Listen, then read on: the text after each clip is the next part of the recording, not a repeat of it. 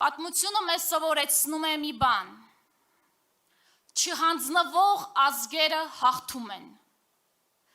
կառուցող ազգերը հաղթում են։ Եվ Հայաստանի հաջորդ վարչապետ, ուժեղ Հայաստան կուսակցության նախագահ Սամվել Կարապետյանը,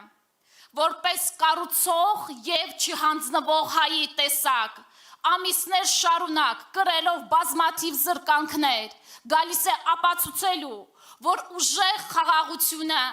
ուժեղ դիվանագիտությունը, ուժեղ և ժամանակակից բանակը հնարավոր են, եթե կա ուժեղ և նոր առաջնորդ։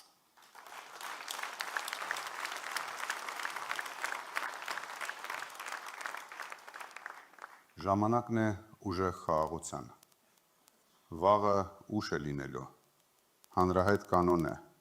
Պատերազմը գալիս է այնտեղ, որտեղ չկա ուժ։ Թույլ բանակը հրահրում է թշնամուն, իսկ ուժեղ բանակը պահպանում է խաղաղությունը։ Խաղաղությունը չեն աղերսում, այն պահում են ուժով։ Ես հաճախ եմ մտածում, ինչպես կառուցել այնպիսի Հայաստան,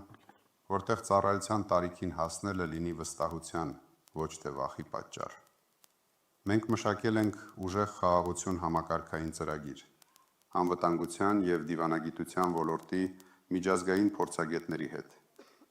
Այս ուղղությամբ մեր աշխատանքն ունի 3 հիմնական ուղղություն՝ ուժեղ բանակ, խելացի դիվանագիտություն և տնտեսական անկախություն։ Հենց այս համակարգային ծրագրի իրագործման միջոցով ենք ունենալու ուժեղ Հայաստան։ Հայրենիքը սկսվում է սահմանից, հայրենիքի նկատմամբ սերը ևս։ Հետևաբար, Հայաստանի սահմանները պետք է լինեն անկոտրում և անխախտ։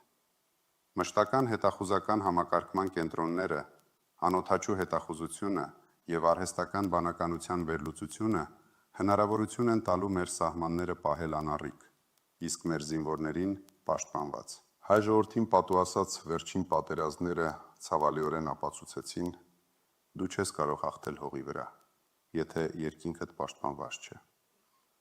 Մեր օրոք Հայաստանի երկինքը պաշտպանված է լինելու գերժամանակակից բազմաշերտ հակաօդային և հակադրոնային համակարգերով։ Ուժեղ Հայաստանում զինվորական ծառայության հենքը պետք է լինի բարձր պրոֆեսիոնալիզմով, տեխնոլոգիապես արագ զարգացող և առաջադեմ բանակը։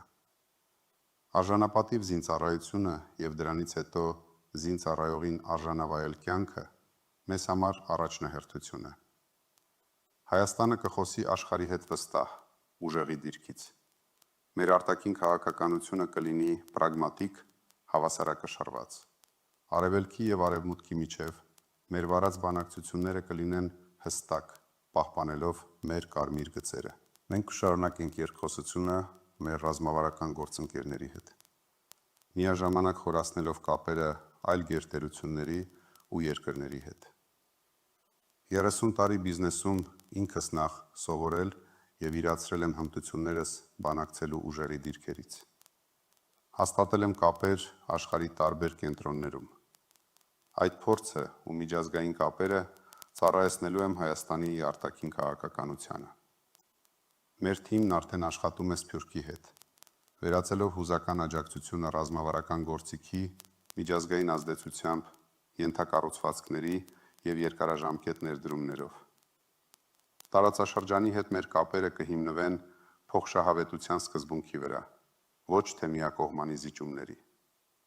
Խաղաղությունը ձեռք չի բերվում թուլությամբ, այլ ամրագրվում է ուժով։ Մենք առաջարկում ենք ուժեղ խաղաղություն, մնայուն խաղաղություն։ Հայաստանը պետք է դադարեցնի խաղաղություն աղերսելու քաղաքականությունը և անցնի առաջնայինը, Հայաստանը և մեր շահերը քաղաքականության։ Ուժեղ Հայաստանը պաշտպանություն չի խնդրելու, նա այն կկառուցի սեփական ուժերով։